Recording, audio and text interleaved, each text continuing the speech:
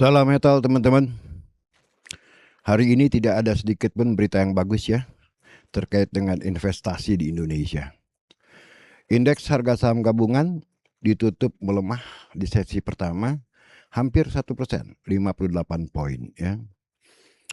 Sedangkan dolar saya lihat terus-menerus ditekan oleh BI agar tidak lari ke atas 18.000 dan berada pada posisi 17.850 ya.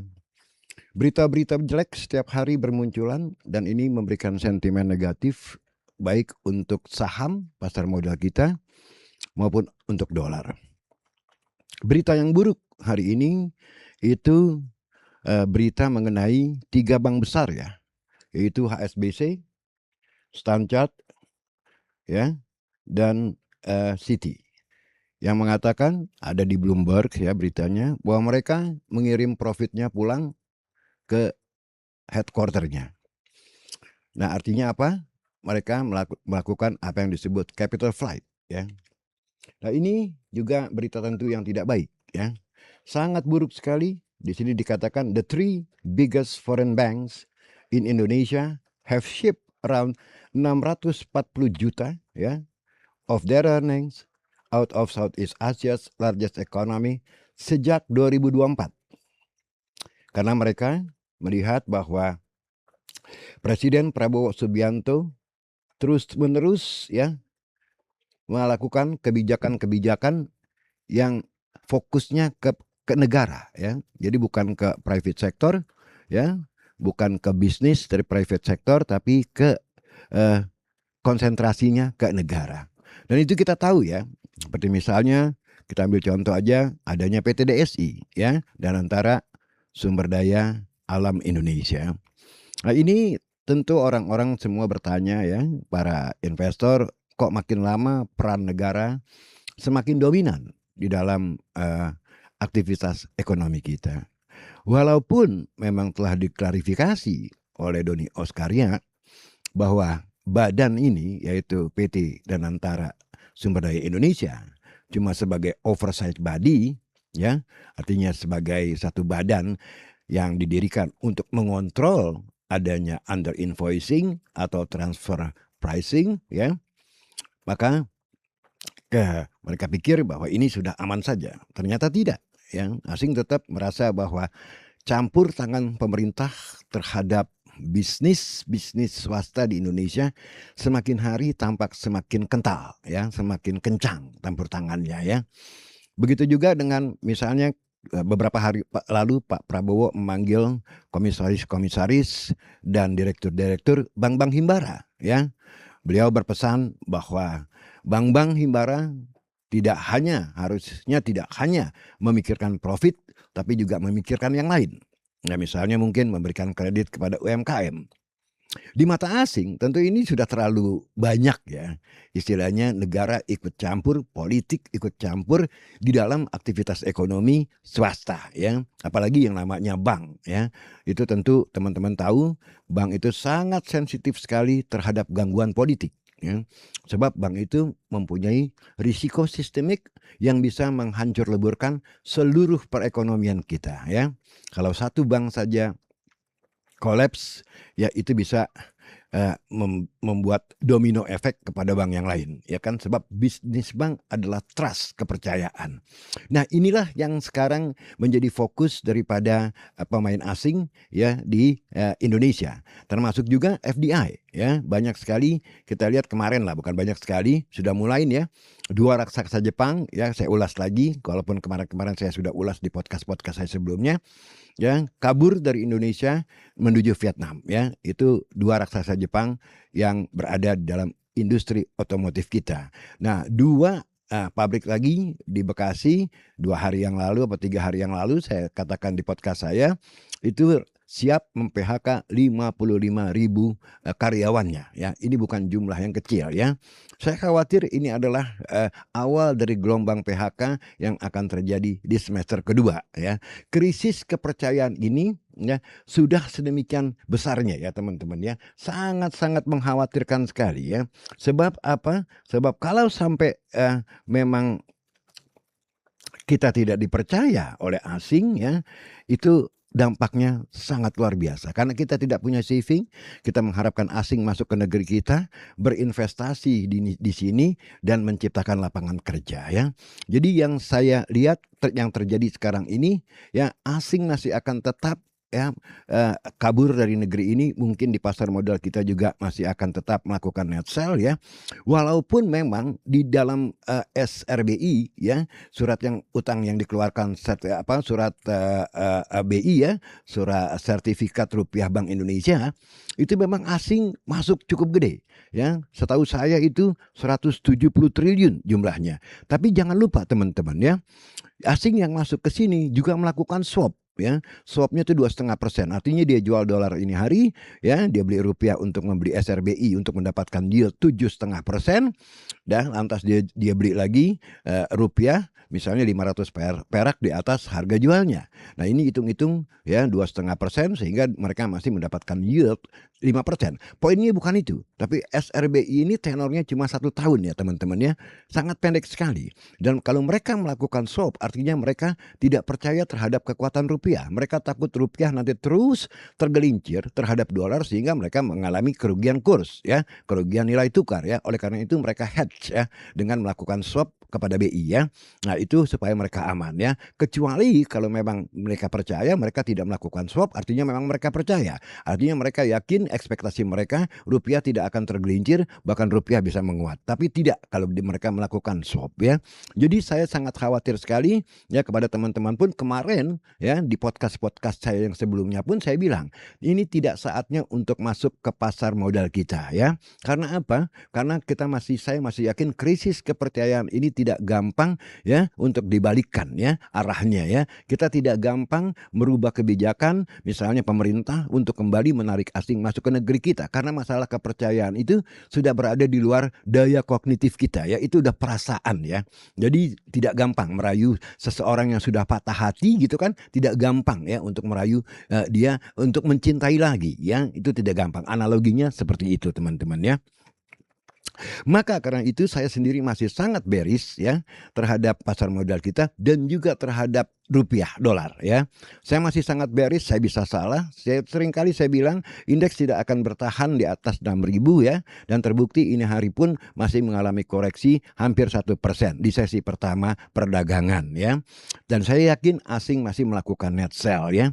Dan yang berbahaya dari asing yang masuk 170 triliun ke SRBI itu bahayanya kalau mereka nanti begitu jatuh tempo dan mereka melakukan istilahnya mereka keluar dari negeri kita. 170 triliun itu luar biasa loh ya, sekitar 10 miliar US dollar. Kalau mereka keluar 10 miliar US dollar itu luar biasa, cadangan devisa kita akan tergerus habis ya.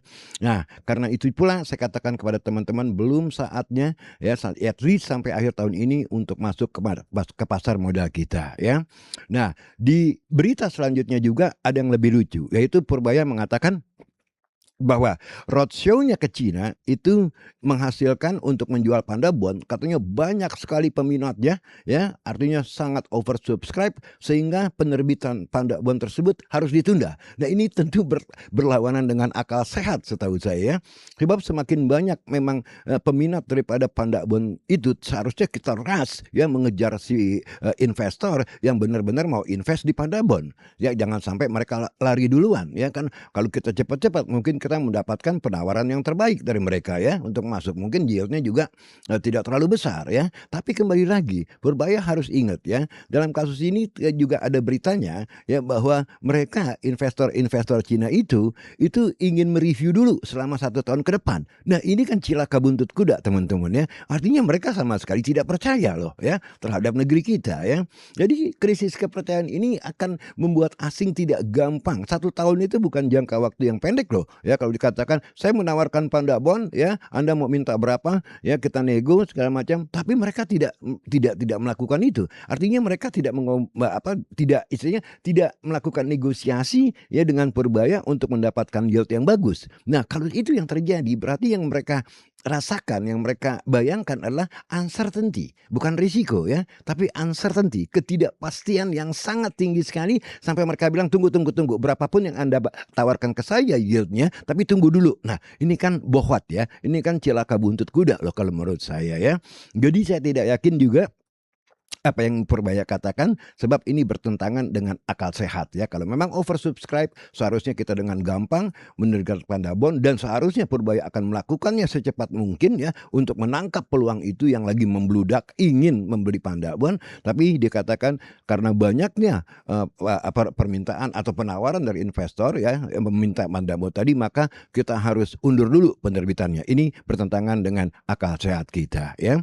Sementara itu di pasar dalam negeri pun saya yakin ya, ini tidak gampang lagi pemerintah mengeluarkan SBN ya. Karena apa? Karena pasti investor ya ingin yield yang lebih tinggi. Pada saat ini saya kira yield daripada SBN 10 tahun berada di kisaran 7,1%, dan sedangkan SRBI berada di atasnya ya, berarti inverted ya yield curve kita ya. Ya, bisa terjadi migrasi dari SBN ke SRBI, atau setidaknya kalau itu yang dilakukan ya, mereka menjual SBN sehingga yieldnya naik, harganya turun untuk membeli SRBI. Nah, kalau yieldnya naik sampai ke 8%, tentu semakin akan membebani APBN kita kalau pemerintah mengeluarkan SBN lagi ya. Jadi outlook ke depan ya, karena susahnya mencari dana ya, sampai ke luar negeri pun gagal, dan di dalam negeri pun kita lihat sudah kering likuiditas ya, sampai Purbaya sendiri mengatakan yang tadinya dia akan menarik sal 300 triliun, tapi kemarin-kemarin dibilang dia akan menyuntik lagi sal ya, sisa anggaran lebih yang diparkir di BI ke bank-bank himbara karena keringnya likuiditas di perbankan ya. Nah, itu teman-teman ya, kalau dari sisi masalah pemerintah, APBN-nya, surat utangnya ya, dan kembali lagi kepercayaan asing, yaitu tadi saya katakan Citibank, HSBC dan Standard ya, memulangkan profitnya lebih besar daripada profitnya malah ke headquartersnya di negara masing-masing ya, karena mereka merasa Pak Prabowo semakin tinggi demandnya kepada state focus ya, kepada negara, bukan kepada bisnis ya. Nah, ini perlu diperhatikan teman-teman. Nah, outlook ke depan ya, tetap saya katakan ekonomi kita tidak baik-baik saja dengan kondisi semacam ini ya. Saya sebagai ekonom tentu saya punya penilaian juga terhadap ekonomi kita. Bukan dengan maksud untuk menjelek-jelekan pemerintah, tapi kondisi yang saya ceritakan ini kondisi ya. Saya tidak menilai pemerintahnya itu sendiri, tapi kondisi ekonomi kita tidak baik-baik saja ya. Nah, PHK yang kemarin baru dimulai oleh investor-investor yang punya pabrik di sini untuk pindah ke Vietnam, dan yang di Bekasi itu bahkan karena harga gas yang naik luar biasa dari $6 per MMBTU sampai ke $23, sehingga mereka tidak bisa menanggung ongkos produksi yang meledak luar biasa, sampai akhirnya mereka bilang 55.000 orang bisa kena PHK. Sampai di mana saya belum tahu keputusannya, apakah sudah diambil atau belum, tapi setidaknya itu adalah berita-berita yang tidak baik ya. Nah, mengenai arah daripada dolar sendiri, saya tidak yakin BI akan berhasil terus-terusan melakukan intervensi menjaga dolar untuk tidak lari ke atas 18.000 ya teman-teman ya. Itu yang harus diperhatikan. Maka saya katakan lagi dari podcast-podcast sebelumnya, IHSG masih berpotensi untuk jatuh ke 5.300 lagi. Saya bisa salah, tapi kalau lihat tekanannya sampai hari ini, kepercayaan asing semakin hari semakin tipis, saya tidak yakin ya IHSG bisa naik ke 7.000, apalagi ke 9.000 ya, bahkan ke 6.000 pun sangat sulit sekali. Naik ke 6.000 orang mulai profit taking lagi, dan saya yakin banget asing sampai akhir tahun ini setidaknya masih akan melakukan net sell di pasar modal kita, karena tadi masalahnya adalah kepercayaan ya. Kepercayaan asing semakin lama semakin tipis karena asing melihat begitu dominannya ya pemerintah ini untuk menguasai segala sektor, dan itu tentu buat mereka sangat mengerikan ya. Karena kalau terjadi capital outflow bukanlah sesuatu yang aneh ya, tentu itu sesuatu yang wajar. Nah, di sisi lain kita lihat juga ya, Anda harus juga perhatikan yaitu saham-saham atau bursa-bursa yang berada di developed market ya, seperti di Amerika, terutama di Amerika ya, di Amerika Serikat ya, di New York ya, dan di negara lain seperti di Eropa ya, dan di Asia seperti Jepang maupun Korea ya. Ini juga akan bisa menjadi tekanan eksternal terhadap market kita ya. Karena apa? Karena tadi saya melihat satu berita ya yang dikirim dari teman saya, itu cuplikan mengenai dari satu investment bank yang mengatakan bahwa bubble yang terjadi di Amerika ini bukan bubble ya, bull market ya. Market yang bullish ini sebetulnya aging ya. Aging itu artinya menua ya, sudah menua ya. Kalau menua itu kan ujung-ujungnya semakin tua dia mati ya. Ini harus diperhatikan karena kembali lagi ya, istilahnya begini. The Fed ya, kalau kita kaitkan the Fed ya, the Fed ini sedang mengalami Amerika ini sedang mengalami inflasi yang jauh di atas targetnya the Fed, yaitu 2% ya. Inflasi sekarang di Amerika itu mencapai 4,1% ya, sementara ekonominya itu juga termasuk kuat.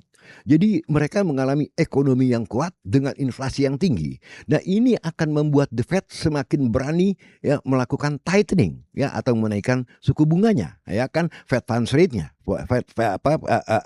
Bunga interest polisinya ya, polisi atau kebijakannya ya, interest rate polisinya.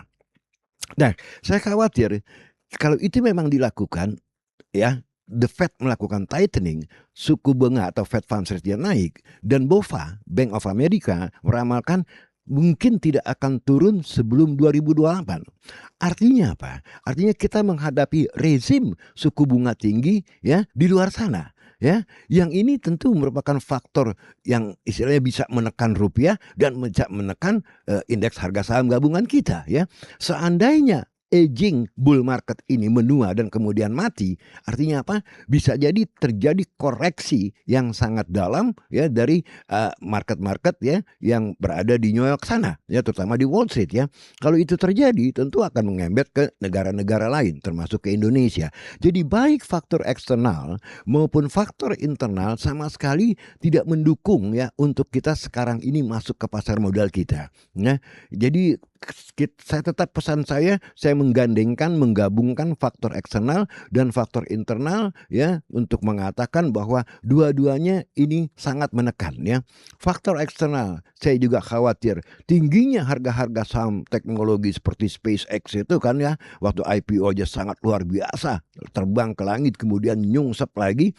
Ya, saya khawatir apa yang dikatakan oleh salah satu research tadi yang saya dapatkan, bahwa bull market ini sudah aging ya. Artinya ya mendekati kematiannya ya, artinya akan mengalami koreksi ya. Kalau koreksi yang dalam seperti beberapa hari yang lalu Korea mengalami koreksi sampai 10% ya. Kalau Wall Street itu juga terjadi di sana, di Wall Street sana, ya ini bisa dampaknya bisa ke seluruh dunia termasuk ke harga-harga saham di negeri kita ya, di bursa kita ya. Nah, itu semua faktor-faktor negatif teman-teman. Jadi konklusinya begini ya. Banyaknya berita-berita negatif tentang pemerintah kita dan kebijakannya membuat asing semakin hari semakin tipis kepercayaannya terhadap negara kita ya. Dan itu sudah dibuktikan, bukan cuma asing kabur dari pasar modal kita juga, tapi juga investor-investor yang punya pabrik pun kabur dari negeri ini dan mereka pindah ke negara lain, seperti misalnya dua raksasa Jepang itu yang kabur dari sini dan mereka hijrah ke Vietnam karena Vietnam menawarkan kemudahan bisnis, mungkin insentif pajak yang lebih baik ketimbang di Indonesia. Itu satu. Nah, masalah kepercayaan asing terhadap negeri kita juga ya terbukti dari MSCI ya. MSCI tetap mempertahankan emerging market status kita dalam klasifikasinya, tapi masih dengan catatan ya. Artinya mereka akan melakukan review di bulan November nanti ya. Jadi terus-terusan kita berada dalam pantauan mereka ya.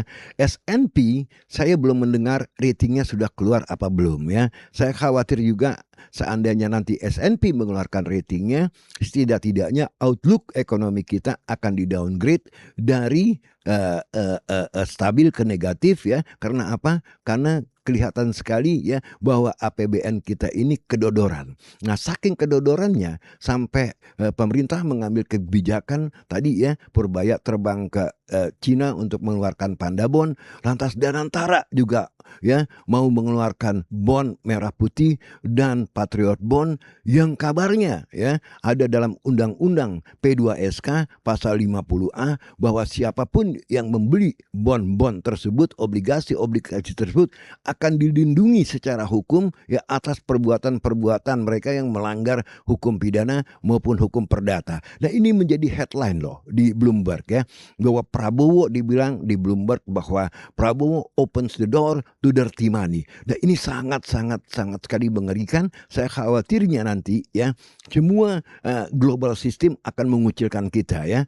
Global system keuangan, global financial system bisa saja mengambil tindakan kalau memang itu yang dikatakan bahwa Indonesia menjadi tempat pencuci uang, bahwa Indonesia menjadi mesin pencuci uang untuk uang-uang kotor ya, karena di dalam undang-undangnya berbunyi seperti itu ya, bukan cuma untuk teks amnesti aja, tapi mungkin untuk uang-uang narkoba, uang-uang transfer untuk terorisme, uang-uang hasil katakanlah bisnis pelacuran dan segalanya ya, seolah semua orang uang kotor ini dijamin ya tidak akan ditindak hukum kalau mereka membeli obligasi yang dikeluarkan oleh Danantara, yaitu Patriot Bond dan Merah Putih Bond ya. Ini sangat sekali mendiskriminasikan, bukan mendiskreditkan ya nama Indonesia di mata asing ya. Di mata asing kita seolah-olah ini negara apa-apa sih ya. Kok berani-beraninya dengan melalui mengeluarkan undang-undang bisa memproteksi uang kotor masuk ke dalam negaranya ya. Dan ini tentu membuat asing tambah takut masuk ke negeri kita ya. Yang selanjutnya yang harus diperhatikan juga, mereka takut akan adanya nanti capital control seandainya memang rupiah ini terus melemah terhadap dolar ya. Itu dikhawatirkan juga sama mereka, sebab sudah terjadi ya bahwa kita ini ya orang-orang pribadi lah ya, katanya nggak bisa lebih sekarang, tadinya dari $100.000 turun ke $50.000 batas pembelian dolarnya, sekarang sudah berada di $10.000 ya. Jadi itu juga buat asing ngerinya adalah bisa masuk nggak bisa keluar ya. Jadi semua tidak ada berita yang positif sedikit pun ya mengenai Indonesia teman-teman. Dan saya kembali lagi, saya pribadi saya pun juga investasi di saham, saya belum berani masuk ke pasar modal kita. Lebih baik stay on the sideline, pelan-pelan melihat bagaimana, sebab saya masih yakin tekanan ini masih akan berlangsung sampai akhir tahun ya terhadap saham-saham kita atau pasar modal kita maupun terhadap rupiah ya. Dan kalau orang bertanya, saya rasa saya melihat seperti ini ya, saya bilang kalau saya sih memilih aset yang paling aman adalah dolar. Tapi saya tidak mendorong Anda untuk membeli dolar ya. Ini perasaan saya aja ya, bahwa saya merasa lebih nyaman pegang dolar daripada megang rupiah dalam kondisi outlook ekonomi kita seperti ini ya. Itu yang saya bisa sampaikan hari ini teman-teman. Nah, mengenai informasi yang ada informasi yang ingin saya sampaikan, yaitu mengenai workshop company valuation ya, yang akan kembali saya adakan pada tanggal 11-12 Juli yang akan datang ya. Ya, tinggal sedikit lagi, 2 minggu from now, nggak sampai ya, 2 minggu kurang 1 hari ya. Nah, itu yang akan bertempat ya, tempatnya itu akan diadakan di Hotel Aeon ya, di sekitar Jalan Wahid Hasim ya, dekat Sabang sana, seperti yang kemarin ya, tanggal 27-28 kemarin kami mengadakannya di hotel itu, dan peminatnya lumayan banyak ya teman-temannya, dan teman-teman juga bisa melihat testimoninya ya, bahwa mereka sangat puas sekali dengan apa yang saya berikan karena sifatnya sangat praktis sekali ya. Anda harus datang dengan laptop ya, kita bekerja dengan Excel dan real data. Saya ajarkan bagaimana Anda ya membedah buku-buku perusahaan emiten-emiten yang ada di bursa efek kita, misalnya Telkom, Astra, Indofood, Unilever, Bank Mandiri, BCA, BNI. Saya ajarkan bagaimana mendapatkan nilai wajar harga saham mereka. Sehingga Anda tahu ketika Anda membeli sahamnya, Anda tahu Anda membeli saham itu kemahalan atau kemurahan gitu loh ya. Jadi sebelum Anda mengambil keputusan membeli atau menjual, Anda sudah tahu harga wajarnya berapa ya. Jadi itulah yang saya ajarkan secara praktis, tidak Anda dapatkan di kampus-kampus, karena ini semua berdasarkan pengalaman saya 35 tahun di pasar modal. Bagaimana dengan metode-metode tertentu saya ajarkan Anda membedah satu-satu ya. Banyak metode yang saya gunakan, misalnya adalah dengan model EVA ya, Economic Value Added, dengan model RIM, Residual Income Model, dengan DDM, Dividend Discount Model ya, dan seterusnya ya. Kita membedah semuanya ya, saham-saham yang ada di bursa efek kita untuk mendapatkan nilai wajarnya. Again, kembali lagi, sifatnya sangat praktis, 2 hari full dari jam 8:30 pagi sampai jam 5 sore. Dan ya, thanks God ya, kemarin para peserta sangat puas. Anda bisa tanyakan kepada teman-teman Anda yang ikut ya, nggak ada satupun yang kecewa. Bahkan mereka semua memberikan satu komplimen lah, thanks Prof ya atas ilmunya gitu loh ya. Jadi kami akan mengadakan kembali pada tanggal 11-12 Juli yang akan datang. Ya, tinggal kira-kira 2 minggu from now, dan bertempat di Aeon Hotel yang gampang terjangkau karena berada di Jakarta Pusat ya, di sekitar Jalan Sabang situ, belakang Sarinah, nggak jauh-jauh banget ya. Dan secepatnya teman-teman mendaftarkan diri karena tempatnya sangat terbatas ya. Kali ini saya cuma ya menerima separuhnya dari apa yang kemarin terjadi gitu loh ya. Ya, demikian saya kira teman-teman ya ulasan saya hari ini ya. Sampai ketemu di episode yang akan datang. Ciao, salam metal.